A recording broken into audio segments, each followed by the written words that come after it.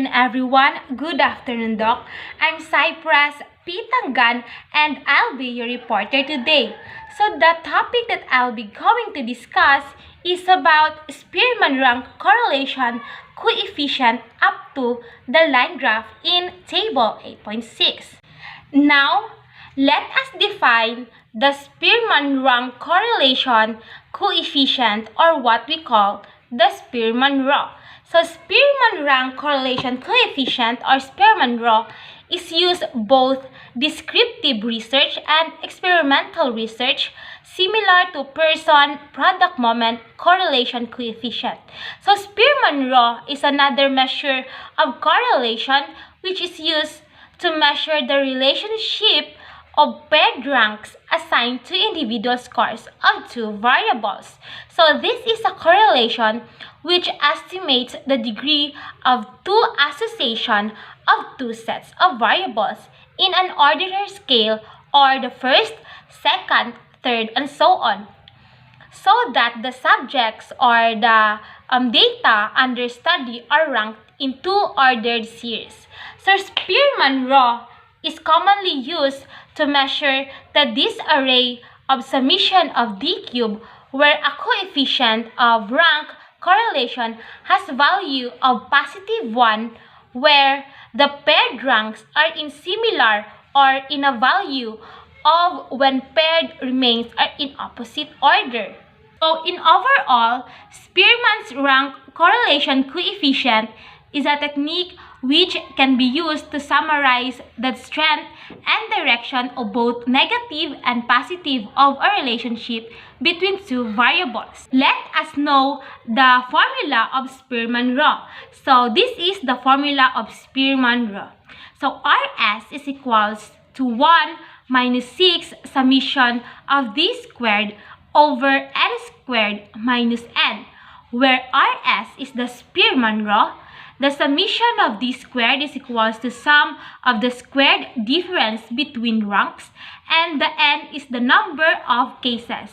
So to apply formula, let us know what are the steps in this. So step 1, rank the values from highest to lowest in the first set of variable, and the highest value is ranked first, second, third, and so on.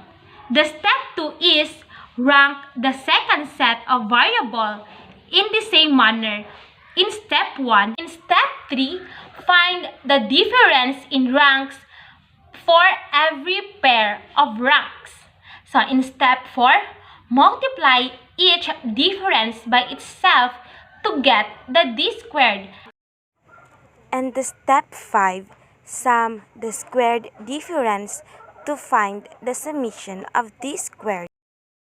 And the step 6, compute Spearman law applying the formula. So as an example, I prepared a data here.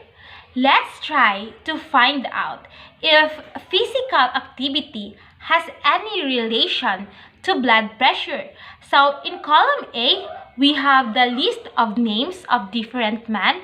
In column B, represent the number of minutes that the man at the same age spend daily in gym. And in column C, we have their systolic blood pressure. So now, let us try to solve the example of the given data of physical activity and blood pressure by applying the steps. So the first step is rank the value from highest to lowest in the first set of variables.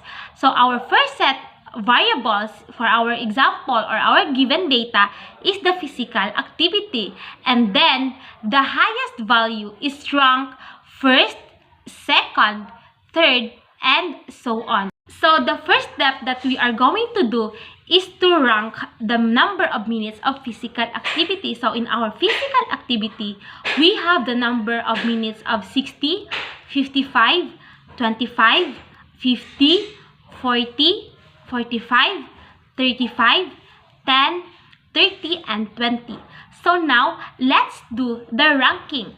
So the first in the rank is 60, the second is 55, the third is 50, the fourth is 45, the fifth is 40, the sixth is 35, the seventh is 30, the eighth is 25, the ninth is 20, and the 10 is 10. So that is the number of minutes of our physical activity. So now let's proceed to our step 2. So our step 2 is rank the second set of variables in the same manner as step 1 do. So our second set of variables in our given data is the blood pressure. So in blood pressure, we have the numbers of 120, 125, 130, 115, 140, 135, 145, 150, 155, and 110. Now, let's do the ranking. So, the first in the rank is 155, the second is 150, the third is 145, the fourth is 140, the fifth is 135, the sixth is 130, the seventh is 125, the eighth is 120, and the 9 is 115, and the last one is 110. So that is the ranking of the blood pressure. Let us proceed to our step 3. So our step 3 is find the difference in ranks for every pair of rank. Now, we will be looking for the value of D. So the question is, how do we get the value of D?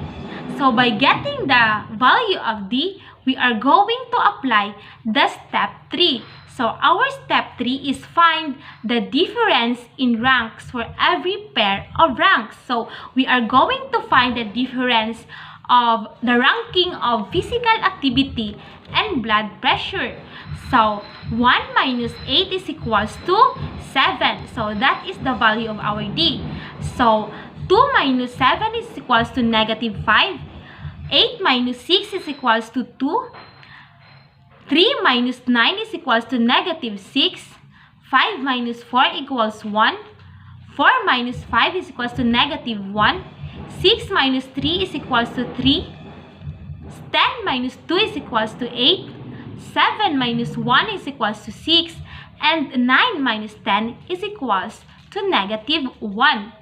So, now, how to get the value of D squared? In getting the value of D squared, we are going to apply the step 4.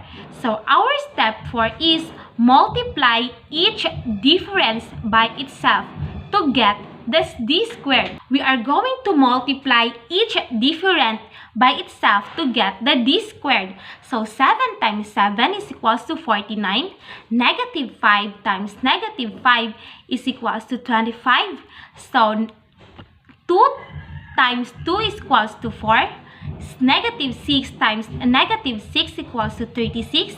1 times 1 is equals to 1. Negative 1 times negative 1 is equals to 1. 3 times 3 is equals to 9. 8 times 8 equals to 64. 6 times 6 equals to 36. And negative 1 times negative 1 is equals to positive 1. So that is our D squared, or that is we are going to get the D squared. So the next thing that we are going to do is we are going to apply the step 5, which is sum the squared difference to find the summation of D squared. So what we are going to do, we are going to add all the numbers under in D squared. So what are those numbers? So 49 plus 25 plus 4 plus 36 plus 1 plus 1 plus 9 plus 64 plus 36 plus 1 is equals to 226.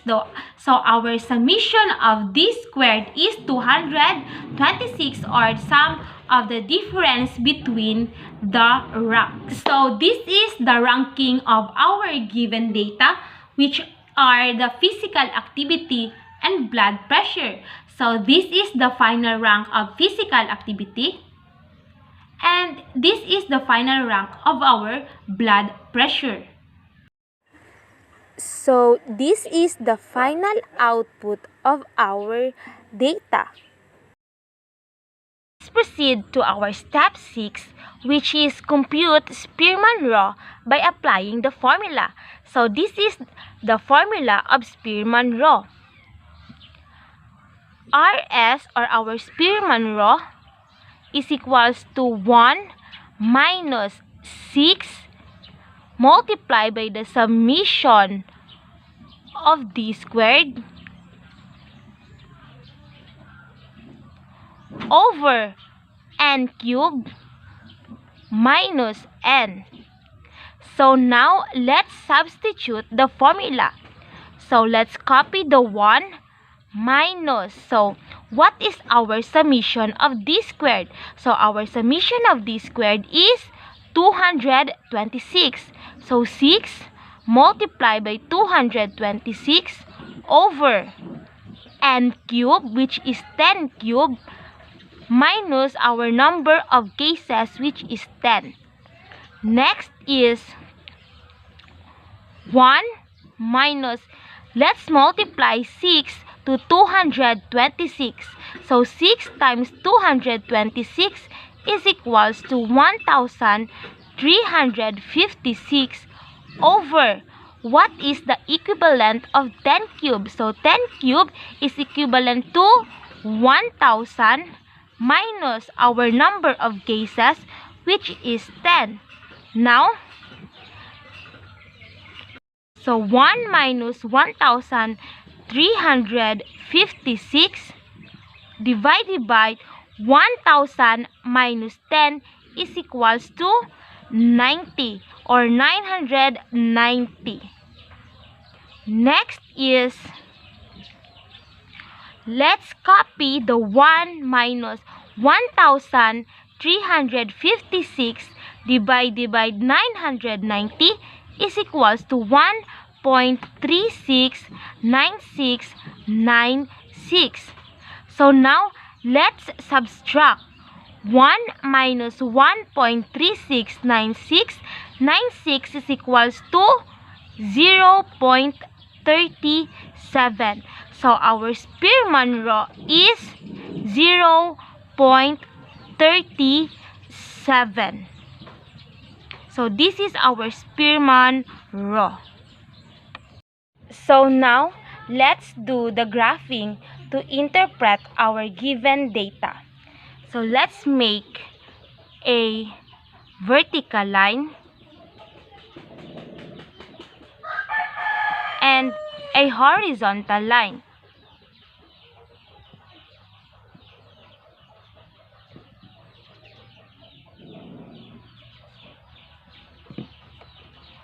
In our horizontal line, it is our x-axis, and in vertical line, it is our y-axis. So in y-axis, we have the numbers of 155, 150, 145, 140, 135, 130, 125, 120, 115, and 110. So in our x-axis, we have the numbers of 10, 20, 25, 30, 35, 40, 45, 50, 55, 60.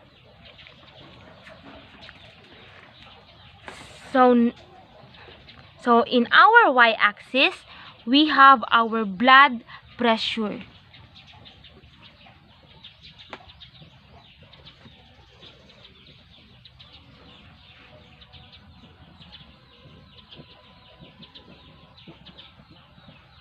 And in our x-axis, we have our physical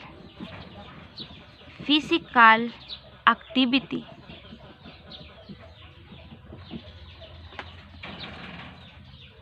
So we are going to put a dot based on our given data of physical activity and blood pressure.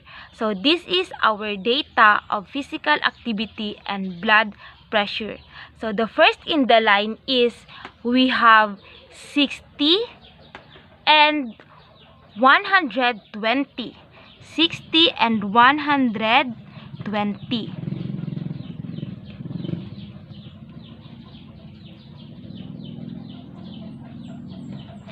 The second line, we have 55 and 125. 55 and 125.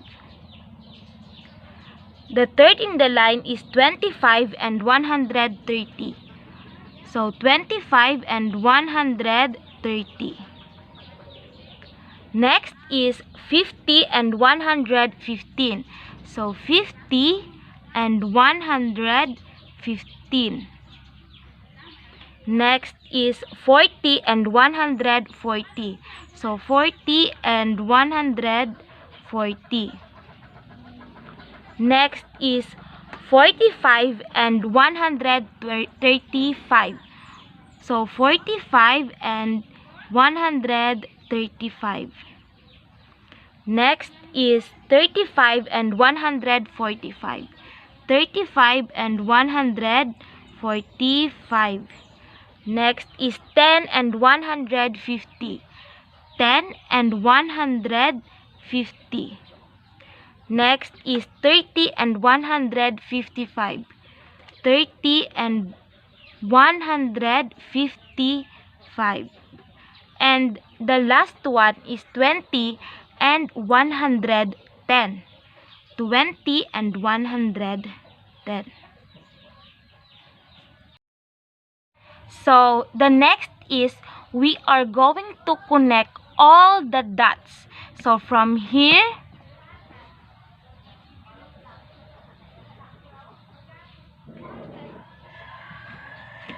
to here,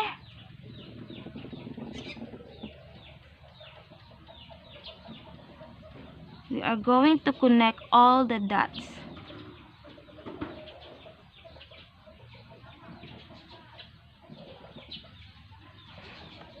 So that is the final output, or that is our line graph in our given data of blood pressure and physical activity.